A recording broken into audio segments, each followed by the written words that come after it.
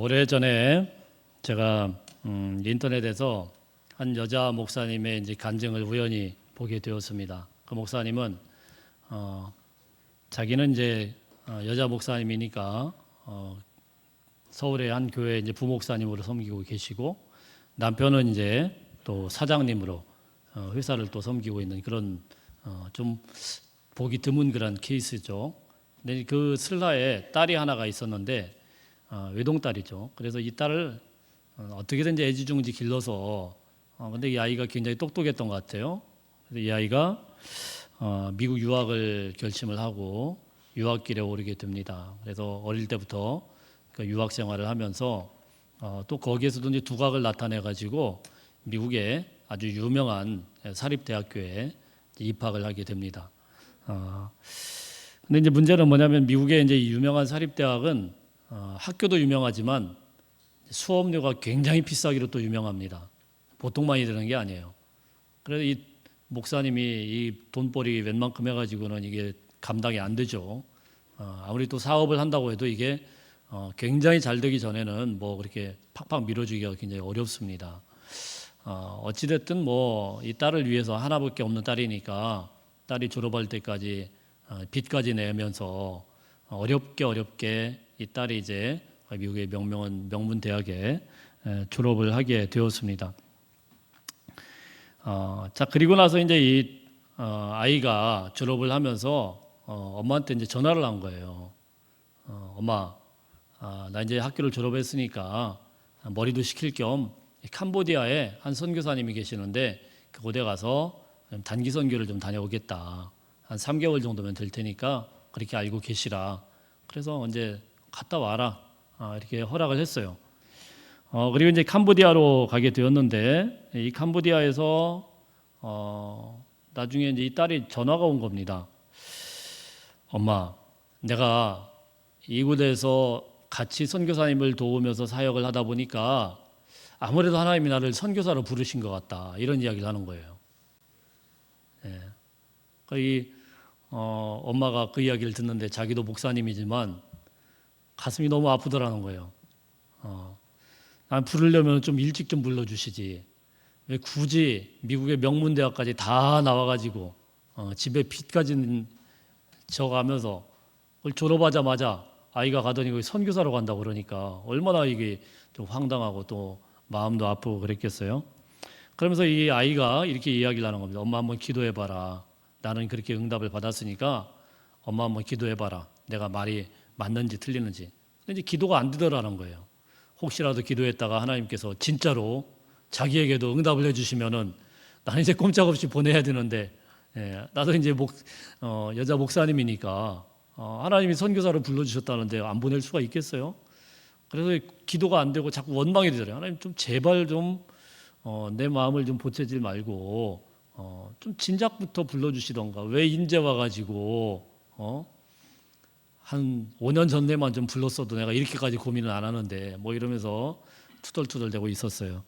그러다가 이제 딸이 너무 보고 싶어서 한 몇 개월 후에 이 캄보디아까지 이제 방문을 하러 가게 됩니다. 갔는데 문제는 자기가 생각했던 것보다도 캄보디아에서도 너무 산골짜기로 외지로 이 딸이 들어가 있는 거예요. 그 길을 가면서 눈이 퉁퉁 붓도록 울면서 그 길을 가게 됐다고 합니다. 그리고는 마지막에 이제 그 딸이 있는 곳에 도착을 했는데 얼마나 애지중지 기른 딸이에요. 그런데 이 아이가 잠을 자는데 그냥 세멘트 바닥에 아무것도 없이 침낭 하나 놓고 이렇게 잠을 자더래요. 그걸 보는데 너무 마음이 아프고 안 좋고 이런 거죠. 그래서 아이가 보는 앞에서 울 수는 없고 속으로만 막 울음을 삼키고 자, 그래서 그날 밤에 이 아이와 함께 그 세멘트 바닥에서 누워서 자면서 아이와 이런저런 대화를 하는데 이 아이가 이런 이야기를 하더랍니다. 엄마, 내가 이제 대학도 졸업했으니까 아마 결혼도 해야 되겠지? 이렇게 묻더래요. 그래서 그래, 결혼해야지. 뭐 좋은 아이 있으면 결혼해야지. 근데 엄마, 제가 여기서 선교사로 이미 헌신을 했는데 곰곰이 생각해보고 기도해보니까 결혼을 안 하고 사는 것도 굉장히 그래도 좀 좋은 것 같다. 이런 마음이 든대요. 엄마 좀 기도 좀 해보시라고. 갈수록 태산이죠. 너무 슬펐답니다. 그러면서 딸이 물어요. 엄마, 나 선교사로 온 거 혹시 하나님 앞에 기도해봤지? 근데 안 했다고는 할 수 없으니까 해보긴 해봤어. 그러면서 얼버무리면서 지나갔는데 그 밤에 도무지 잠이 안 오더래요. 그래서 딸이 아이가 그 세멘트 바닥에 자는 걸 보면서 하나님 앞에 퉁퉁 울면서 기도를 했는데 한참을 기도를 하는데 하나님께서 갑자기 응답을 주시는데 140여 년 전에 이 한국 땅에 왔던 우리나라 최초의 선교사인 언더우드와 아펜젤러 선교사님이 딱 떠오르더래요. 그러면서 그 어머님의 마음이 느껴지더래요. 언더우드와 아펜젤러 선교사님 우리가 잘 알다시피 미국의 최고의 엘리트입니다. 뭐 딸보다도 그 자기가 사랑하는 딸보다도 훨씬 더 많은 교육을 받았고, 자 그런 사람을 이 열악한 조선 땅, 140여 년 전 조선 땅은 지금의 캄보디아하고는 비교도 안 될 정도로 너무너무 열악하고 위험한 곳 아니겠습니까? 그 사지로 이 아들들을 보내고 있는 그 어머니의 심정이 느껴지면서 그냥 하나님 앞에 하나님 마음대로 하세요. 아멘. 이러고 그냥 응답에 반응을 했다는 그런 이야기를 들었습니다. 하나님께서 우리를 불러주시는 것, 하나님이 우리의 인생을 부르시고 쓰시고자 할 때 때로는요 참 우리가 납득하기 어려운 그런 환경에서 불러주실 때가 있어요. 좀 진작 좀 불러주시던가 좀 이해가 되도록 하나님께서 말씀을 하시던가 이러면 좋은데 하나님의 이 부르심은 때로는 우리를 굉장히 당황하게 만드는 것이죠. 오늘 하나님께서 이 모세를 불러주시는데 모세는 참 굉장히 당황할 수밖에 없다라고 생각이 들어요. 전혀 예측하지도 못한 장소에서 상상도 못한 곳에서 아무것도 없는 그런 바위산에서 하나님이 임재하셨고 모세를 불러내셔요. 좀 진작 좀 불러내셨으면 얼마나 좋았을까라는 생각을 합니다. 애굽의 왕자로 살았고 힘이 좀 있었을 때 그리고 그의 마음이 뜨거워서 히브리 동족을 어떻게든 한번 구원해 보겠다고 그냥 뜨거운 그런 마음 그리고 힘도 있고 왕자로서 모든 것들을 갖추었을 때 좀 젊었을 때 좀 불러줬다고 하면은 얼마나 좋았을까 싶은데 그때는 하나님께서 매몰차게 내몰았습니다. 우리가 지난주에 같이 살펴보았듯이 하나님의 일을 하겠다고 나선 이 모세가 결국은 살인자로 내몰려가지고 도망자가 되어서 광야길을 헤매면서 이리저리 방황하는 그 모습을 한번 생각을 해보세요. 그때 얼마나 실망을 했겠습니까? 내가 그동안 하나님의 일을 위해서 이렇게 열심히 준비한 것들이 한꺼번에 다 사라지게 되었을 때 얼마나 그의 마음이 답답하고 어려웠겠습니까? 그래서 그가 어쩔 수 없이 도착한 장소가 이 미디안 광야, 지금 가정을 이룬 이곳 아니겠습니까? 그곳에서 얼마나 마음이 외롭고 힘들었으면은 아내도 있고 가정도 있고 아들까지 낳았는데 그 아들의 이름을 게르솜이다 이렇게 지었어요. 게르솜, 이방인이다. 여러분 누가 아들의 이름을 갖다 이방인이라고 짓습니까? 너는 이방인이야. 누가 그렇게 지어요? 너무너무 마음이 외롭고 너무너무 슬펐기 때문에 어디에다 의지할 데도 없었고 이렇게 방황하면서 지나는 그런 시간이었어요. 그렇게 힘들게 40년이 지나서 80세의 모세가 되었을 때 오늘 하나님이 드디어 나타나셔서 상상할 수도 없는 그런 위대한 비전을 주시면서 모세를 부르고 계셔요. 한번 1절부터 3절까지 한번 읽어보겠습니다. 시작. 모세가 그의 장인 미디안 제사장 이드로의 양떼를 치더니 그 떼를 따라 광야 서쪽으로 인도하여 하나님의 산 호렙에 이르매 여호와의 사자가 떨기나무 가운데로부터 나오는 불꽃 안에서 그에게 나타나시니라. 그가 보니 떨기나무에 불이 붙었으나 그 떨기나무가 사라지지 아니하는지라. 이에 모세가 이르되 내가 돌이켜 가서 이 큰 광경을 보리라. 떨기나무가 어찌하여 타지 아니하는고 하니 그때에.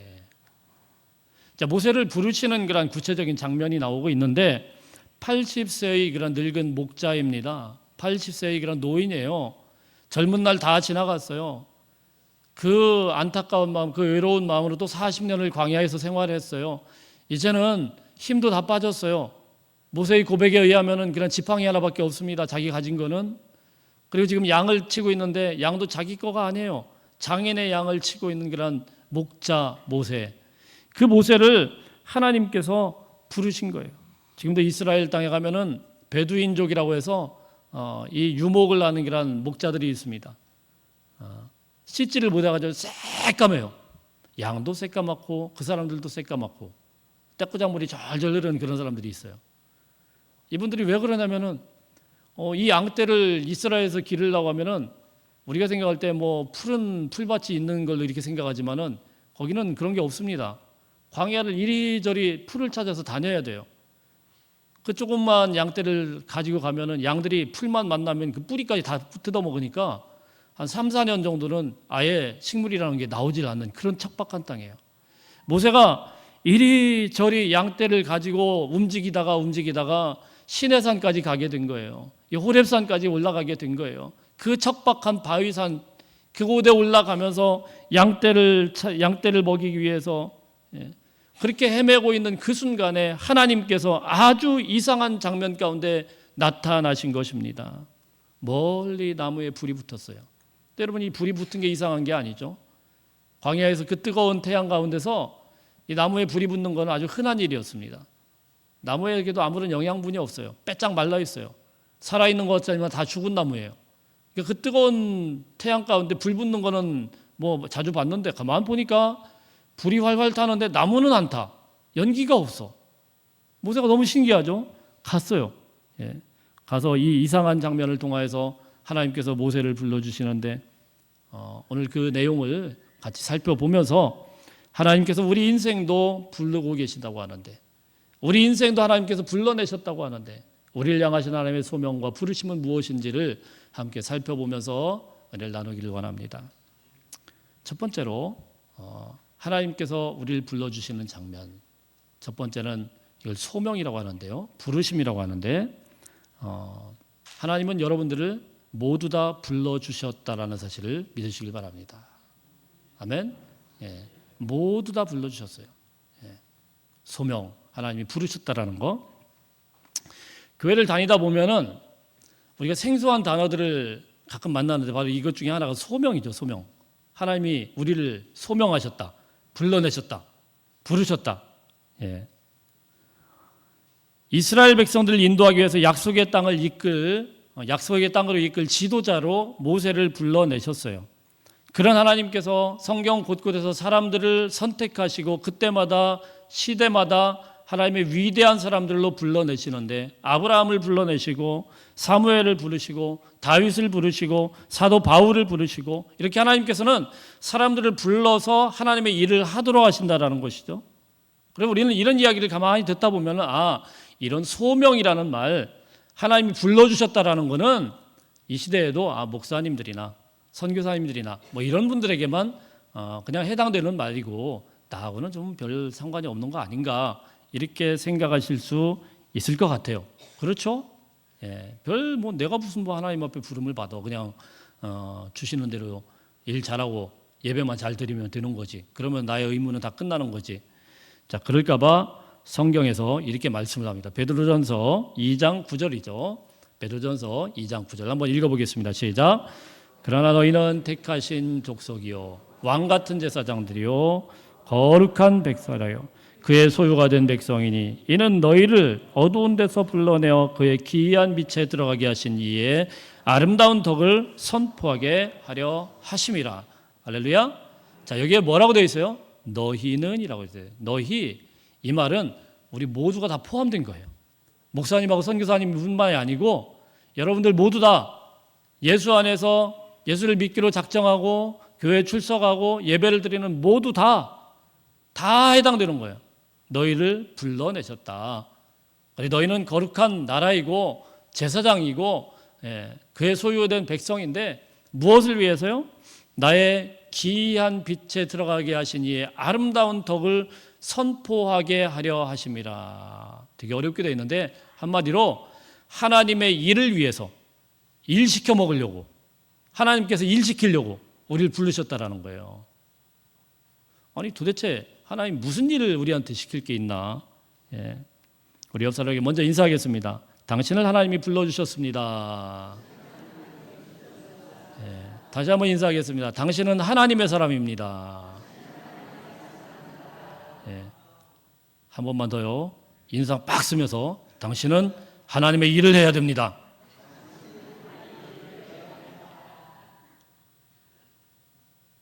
이게 하나님이 우리를 불러주셨다라는 건데요. 하나님이 어떻게 우리를 부르셨을까? 오늘 말씀을 통해서 다시 한번 같이 나누겠습니다. 두 번째 우리가 생각해야 되는 것은 하나님의 부르심은 평범한 일상에서부터 시작된다는 거예요. 평범한 일상에서부터. 예. 도대체 나 같은 사람을 하나님께서 어떻게 부르셨을까? 나 같은 사람을 도대체 무슨 일에 쓰려고 하나님이 부르셨을까? 그런데요, 하나님은 어떻게 보면 굉장히 평범하고 일상적인 부분에서 우리를 불러주신다는 것입니다. 목사님이나 선교사님이나 특별하게 하나님 앞에 기도하다가 응답받고 하나님의 일을 하는 게 아니고 우리가 일하고 있는 일터에서 하나님은 우리에게 어떻게 보면 너무나도 친숙한 부분에서 직접 임재하시고 말씀하시고 들려주시고 우리를 일하도록 불러내셨다는 사실이에요. 사랑하는 성도들, 여기에 확신을 가질 수 있기를 바랍니다. 예. 여러분, 그러므로 제가 먼저 말씀을 나누기 전에 한 가지 도전을 드리겠어요. 여러분의 일터, 여러분의 가정에서 하나님의 일을 꿈꿀 수 있기를 축복합니다. 예. 여러분이 만나는 고객에게, 여러분이 만나는 친구와 같이 수다 떨고 이야기하는 그 순간에 하나님의 일을 계획하시고 생각할 수 있는 은혜가 있기를 바랍니다. 왜요? 하나님이 그곳에 임재하시고 여러분을 불러내셨다고 했으니까 여러분 그런 장소에서 그냥 막 사는 게 아니고 하나님의 부르심이 있는 것이구나, 이런 생각과 의식을 가지고 있어야 돼요. 좀 더 구체적으로 우리가 일하고 있는 그런 일터 순간순간마다 하나님이 함께하고 계심을 여러분 늘 생각하고 늘 묵상할 수 있는 그리스도인들이 되시기를 축복합니다. 예. 모세를 불러주신 하나님은 아주 특별한 곳에서 불러주신 것이 아닙니다. 호렙산이라고 그랬어요. 이 호렙산이라는 곳, 여기는 모세에게 일터예요. 일하는 곳이에요. 양떼를 이리저리 끌고 다니는 목자가 일하는 곳, 아주 친숙한 곳. 어제도 풀밭을 찾아서 이곳을 올라왔을 거예요. 그리고 내일도 또 헤매면서 또 갈 거예요. 여기가 바로 호렙산이고 시내산이에요. 예. 특별히 하나님 앞에, 하나님 이 민족을 어떻게 할까요? 하나님 이 민족을 불쌍히 여겨주십시오 기도하다가 하나님 앞에 응답받은 것이 아니에요. 일하다가 아무 준비도 없이 그냥 일하다가 지팡이 하나 들고 그냥 열심히 일하다가 평범하게 일하고 있는 그 모세에게 하나님이 찾아오셨다라는 사실입니다.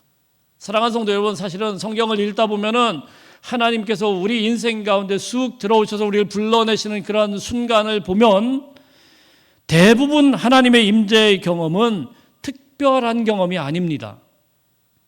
오히려 특별하지 않은 곳에서 가장 평범하고 일상적인 사건에서 하나님의 부르심이 있다라는 사실이에요. 하나님께서 다윗을 선택하셔서 이스라엘의 통일 왕국의 위대한 왕으로 삼으셨습니다.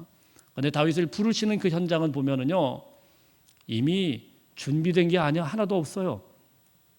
갑자기 사무엘에게 가라, 갔어요. 갔는데 다윗이 거기 없어요. 다윗은 어디 갔습니까?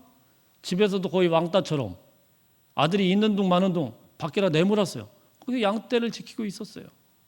다 기름 붓고, 야 이게 아들 전부야? 하나가 있기는 있는데 그는 학하탄이요. 학하탄. 말째라는 말이에요. 별 볼 일 없는 애예요. 집에서 그냥 별 볼 일 없는 애 취급받고 밖에서 일하고 있었는데 하나님이 그때 부르신 거예요. 아무런 준비가 안 됐습니다. 예수님의 제자들도 한번 보십시오. 예수님의 제자들도 하나님께서 부르고 선택하실 때 보면 베드로나 안드레는 갈릴리 어부 출신입니다. 그들은 어업을 열심히 하는 게 현장이었어요. 거기에서 그물을 갖다가 기우면서 아이고 오늘은 물고기를 많이 못 잡았는데 내일은 좀 잡기를 바란다 그러면서 열심히 일하고 있을 때 우리 주님이 그곳에 걸어가셔서 야 너 이제는 사람을 낚는 어부가 되어야 되겠다. 나를 따라오너라. 자 이렇게 부르셨어요. 마태라는 사람을 제자로 부르십니다. 마태는 누구입니까? 공무원이에요. 세무직을 가진 세무 공무원이에요.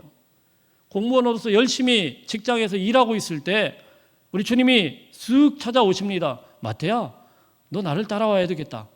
아멘하고 간 거예요.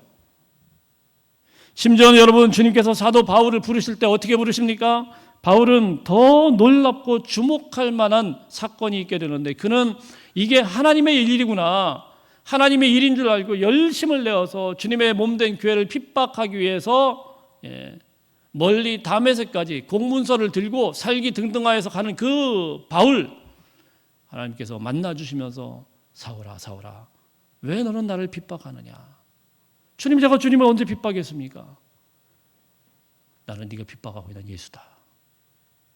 열심히 일하는 현장에서 그게 무엇인지도 모르고 하나님의 영광인 줄 알고 열심히 일하는 그 현장에서 우리 주님이 똑같이 불러주셨다는 것입니다. 여러분, 이 공통점이 무엇입니까?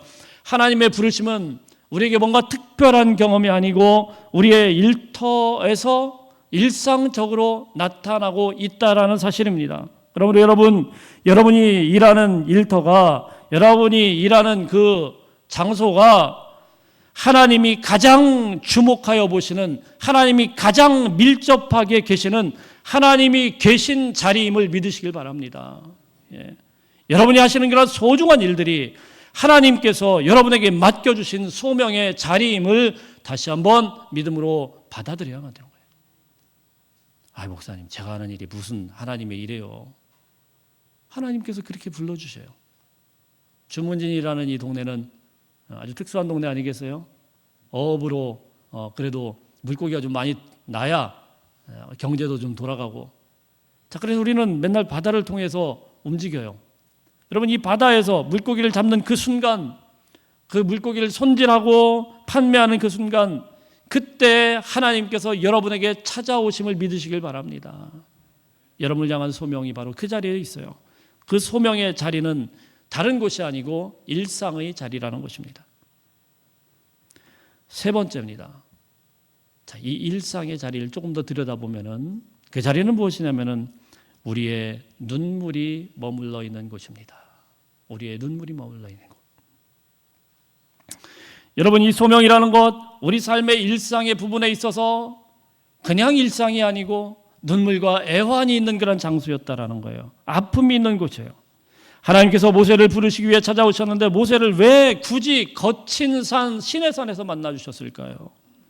광야는 다 어려우고 힘든 곳이지만 이 애굽의 왕자가 40년 동안 이 광야에서 적응하면서 얼마나 힘들고 얼마나 외로웠겠습니까? 그러나 그 중에서도 제일 어렵고 제일 힘든 곳, 제일 눈물 많이 흘린 곳이 바로 시내산일 거예요.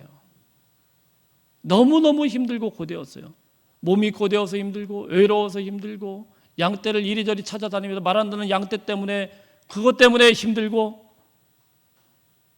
근데 그곳에 하나님의 불이 임한 겁니다. 거기에 하나님의 감동이 임한 것입니다. 슬픔의 자리, 눈물의 자리. 사랑하는 성도 여러분, 예수님 만나기 전까지는 그 슬픔의 자리와 눈물의 자리가 절망이고 슬픔 그 자체를 의미하는 것입니다. 그러나 주님을 만나는 순간 그 위대한 변화를 겪게 됩니다. 하나님이 여러분의 인생을 통하여서 그 슬픔의 자리를 통하여서 하나님의 위대한 사람으로 쓰이시기를 원한다는 하나님의 위대한 메시지가 바로 그 슬픔의 자리, 눈물의 자리에 선포되고 있다는 사실입니다. 성경을 보다 보면은 이렇게 동일하게 메시지를 주는 인물이 또 하나 있어요. 바로 요셉이라는 사람이죠. 요셉은 어떤 사람입니까? 요셉이 태어난 그 집안을 보면은 우리가 좀 남의 집안을 좀 들여다보기에 좀 미안하긴 한데 한마디로 개판이에요. 제가 목사라서 이런 말을 하긴 그 말밖에 표현할 수가 없어요. 부인이 4명이에요. 감이 오시죠? 한 명 부인도 어떻게 하기가 참 힘든데 이 4명을 뭐 어떻게 할 수 있겠습니까? 부인이 4명입니다.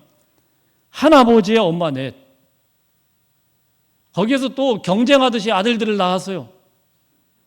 그러다 보니까 뭐 그 밑에서 이 자녀들이 자라나게 되면은 이 가정 환경 속에서 얼마나 다른 여자들에 대해서, 다른 부인에 대해서 좋은 말을 했겠습니까? 그죠? 좋은 말 했을 것 같아요? 아니죠. 막 머리끄댕이 잡고 서로 싸워가면서 아마 그랬을 겁니다. 막 치고받고 싸워가면서 이 경쟁적인 자기 아들을 막 어떻게든 세우기 위해서 옆집 열심히 교육하고 있는 엄마, 야, 쟤 암만 해봤자 소용없다. 네가 이겨야 돼. 네가 엄마의 하늘이야, 막 왕이야, 막 그러면서 너 똑바로 해, 막 그러면서 얼마나 아이들에게 경쟁을 그렇게 부추겼겠습니까? 한마디로 엉망진창인 가정입니다. 이 엉망진창인 가정 교육을 받고 자라난 이 형제들이 한 행태가 무엇입니까? 자기의 동생 요셉을 갖다가요 실제로 팔아 넘겨버립니다. 그 시기심에, 그 이기적인 마음에 단합해서 요셉을 갖다가 애굽 땅으로 노예로 팔아버렸어요. 양심의 가책도 전혀 없어요.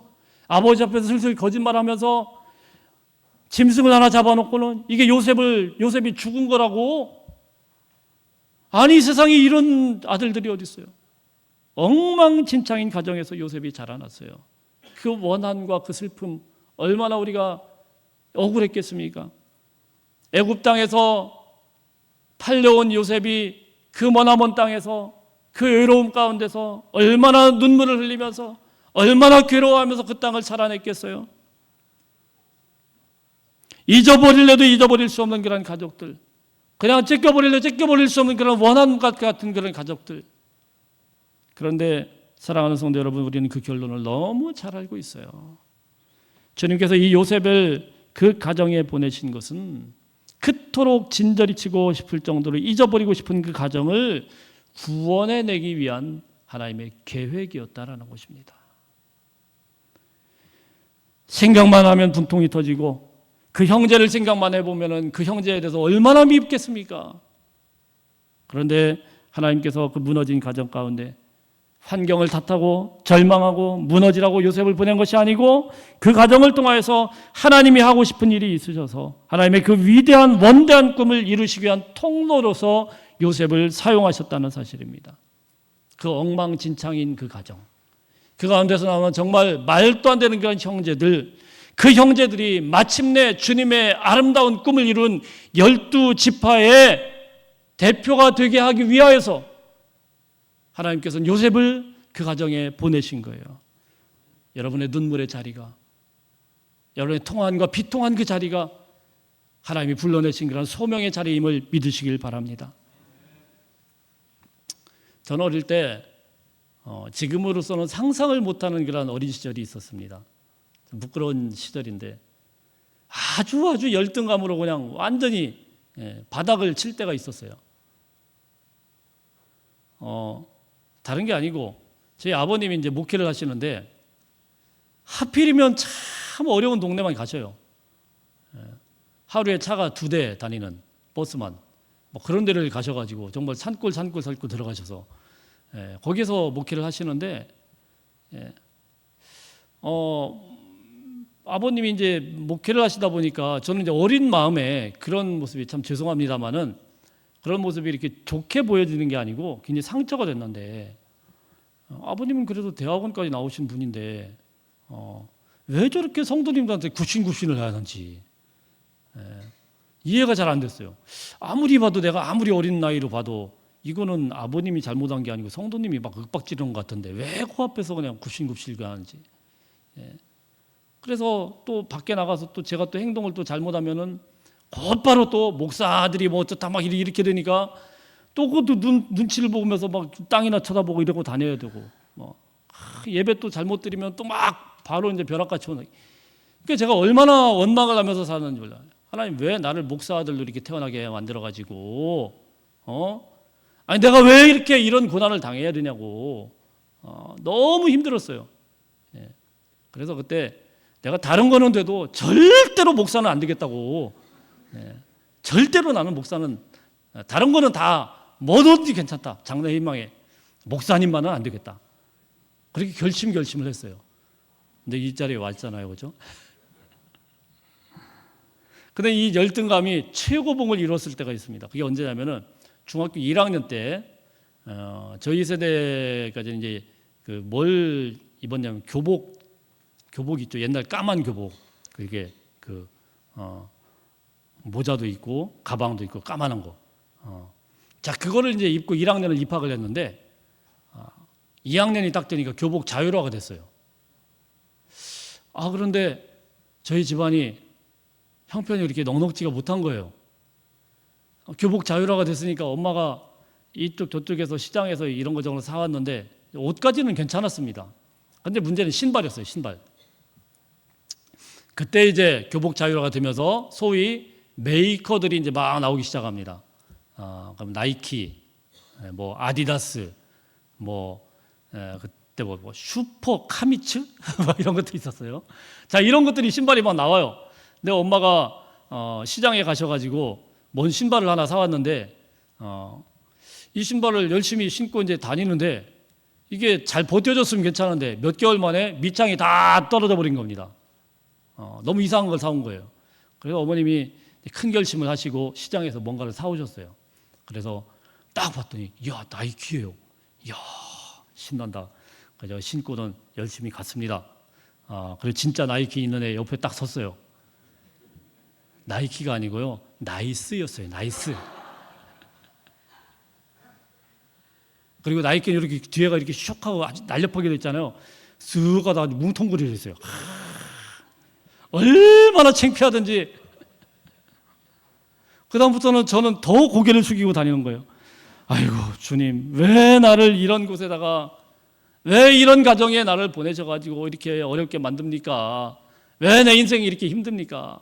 얼마나 원망했는지 몰라요. 그래서 그 원망을 가지고, 열등감을 가지고 하나님 앞에 막 엎드려서 울며 기도했던 그런 고등학교 시절이에요. 그런데 여러분, 어려운 형편에 하나님 앞에 신발을 사달라고 엄마한테 쫄라댈 수도 없고, 열등감 때문에 하나님 앞에 눈물을 쏟으면서 기도하기 시작했는데, 여러분, 눈물로 기도하기 시작하니까 할렐루야, 하나님 진짜 살아계시더라고요. 아멘. 주님을 만나고 나니까 그 열등감 같은 거 다 사라져요. 필요 없는 거더라고요. 제가 그렇게 주눅들을 이유가 없어요. 이제 하나님께서 그렇게 열등감을 가진 다른 분들을 위로하고 그분들을 만들 수 있는 그런 설교자로 부르시고 세워주신 거예요. 더 이상 눈치 보지 않도록, 더 이상 그들에게 떳떳하게 나가도록 용기도 주시고 은혜도 주시고 사랑도 주시고, 그 열등감의 현장에서 하나님이 우리를 불러주시고 은혜를 주시고 우리를 쓰시겠다라고 하시는 거예요. 할렐루야. 모세에게 불타는 떨기나무 사건이 있기 전까지 그 산은 거칠고 높고 힘든 산이었습니다. 그러나 불타는 떨기나무 사건이 있은 다음에 그 산은 하나님의 산이 되었습니다. 바로 그 하나님의 산에서 훗날 이스라엘 사람들이 하나님을 만나고 1년 동안 머물면서 십계명과 율법을 받고 그냥 뜨내기이고 무리였던 그런 사람들이 이제는 위대한 하나님의 부르심을 받은 민족으로 부름받고 세워진 그런 땅, 그것이 바로 호렙산이었어요. 그래서 오늘 말씀에 하나님의 산 호렙이라고 이렇게 부르는 거예요. 모세가 낙심했던 그 산, 모세가 눈물을 흘렸던 그 땅, 올라가면서 수도 없이 울고 수도 없이 넘어졌던 그 산, 그 산은 하나님께서 한 민족을 구원하기 위한 그 위대한 구원의 역사가 시작되는 예비된 산이었다는 사실입니다. 사랑하는 성도 여러분, 눈물의 자리가 소명의 자리입니다. 아픔의 자리가 부르심의 자리입니다. 여러분, 우리가 살아가는 동안 하나님 앞에 그런 질문을 합니다. 당신은 왜 그런 집안에 태어났습니까? 당신은 왜 그런 아픔을 갖고 있습니까? 왜 그런 직장에 다니고 있습니까? 비교하면서 환경 탓하지 마십시오. 하나님께서 그곳에 보낸 이유는 당신을 통해서 하나님의 할 일을 하시기 위하여서 예비된 장소임을 믿으시길 바랍니다. 당신은 왜 사랑하는 자녀의 아버지가 되셨습니까? 소명이 있기 때문이에요. 하나님 왜 이런 자녀를 주셨습니까? 왜 이런 아들, 딸들을 주셨습니까? 하나님이 그 아들, 딸들을 통하여서 하나님의 큰 일을 이루시기에만 소명이 있음을 믿으시길 바랍니다. 여러분의 삶의 자리에서 부르심을 들을 수 있길 바랍니다. 하나님 왜 이런 대한민국에 태어나게 하셨습니까? 그것도 하나님의 부르심이고 소명입니다. 하나님 왜 이 시대에, 왜 이런 어려운 때에 한국교회에 있게 합니까? 소명이 있기 때문입니다. 믿지 않는 자들이 슬퍼할 때, 믿지 않는 자들이 그곳에서 낙심하며 무너질 때에 하나님의 사람들이 그곳에서 하나님의 이름을 부르며 하나님, 그럼에도 불구하고 하나님께서 이 시대 이 교회를 향하여서 이 직장을 향하여서 하나님께서 들려주시자는 그 메시지가 무엇입니까? 무릎 꿇고 기도할 수 있는 저와 여러분이 되시기를 주의 이름으로 축복합니다. 믿지 않는 사람들이 그곳에서 죽음을 묵상하고 하나님 다 되었다고, 하나님 없어졌다고, 하나님이 살아계시다면 도대체 이럴 수가 없다고 불평과 불만 가운데 있을 때에 하나님의 사람이라고 하면은 그 앞에서 주님 앞에 무릎 꿇고 주님 무슨 일입니까? 우리의 인생에 이런 고통이 왜 있습니까? 하나님 앞에 묻고 나갈 수 있는 은혜가 있기를 바랍니다. 대부분 이 소명은요, 그때는 해석이 되지 않아요. 하나님이 불러주실 때는 잘 몰라요. 왜 하나님이 그랬는지 몰라요. 먼 훗날 나중에 가면 다 해석이 돼요. 다 이해가 되는 거예요. 아하, 하나님이 이러려고 그때 그렇게 헤매게 만드셨구나. 모세를 이렇게 쓰시려고 그 광야길을 왜 헤매게 하셨을까? 그 외로움을 왜 견디게 하셨을까? 그 양떼를 왜 이끌고 이리저리 방황하게 하셨을까? 그때는 잘 몰라요. 나중에 보니까 아하, 하나님께서 이곳으로 이스라엘 백성들을 오게 하시기 위해서 미리 예비하신 길이었구나. 그들이 이리저리 목자 없는 양처럼 방황하면서 유리방황할 때 미리 모세는 그 양떼를 끌면서 이리저리 다 경험을 했어요. 그 말 안 듣는 양떼를 어떻게든 인도하는 그 모세가 이제는 이스라엘 백성들, 200만이나 되는 이스라엘 백성들을 하나님의 명령 따라서 이 광야에서 아름답게 인도하시고자 하는 하나님의 비전이었고 꿈이 바로 이 광야에서 펼쳐졌다는 것입니다. 사랑하는 성도 여러분, 하나님을 사랑하십니까? 이제부터 기도할 수 있기를 바랍니다. 여러분이 있는 그 자리에서, 여러분의 아픔이 있고 눈물이 있는 그 자리에서 하나님 앞에 무릎 꿇고 기도하시길 바랍니다. 여러분의 삶의 애환이 있는 그 자리에서 하나님 앞에 물어볼 수 있기를 바랍니다. 하나님, 나를 왜 구원해 주셨습니까? 하나님, 내가 무엇을 해야 됩니까?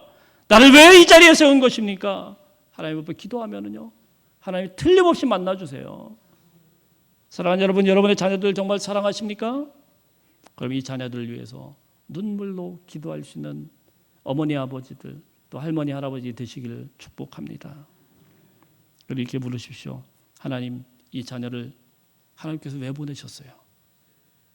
하나님께서 이 자녀를 왜 이 땅에 보내셨습니까? 하나님, 이 아이가 살아갈 그 세상을 보여주십시오. 하나님, 이 아이가 앞으로 겪어나갈 그 세대를 바라보게 해주십시오. 눈물로 하나님의 부르심을 생각하면서 기도한다고 하면은 여러분의 삶에 애환이 담긴 그 일터가, 여러분의 삶에 눈물이 있는 그 가정이 하나님의 부르심 속에서 하나님의 거룩한 전으로, 하나님의 아름다운 비전이 있는 하나님의 교회로 세워질 줄로 믿습니다. 우리 같이 말씀 붙들고 기도하겠습니다. 잠시 우리가 기도하기를 원합니다.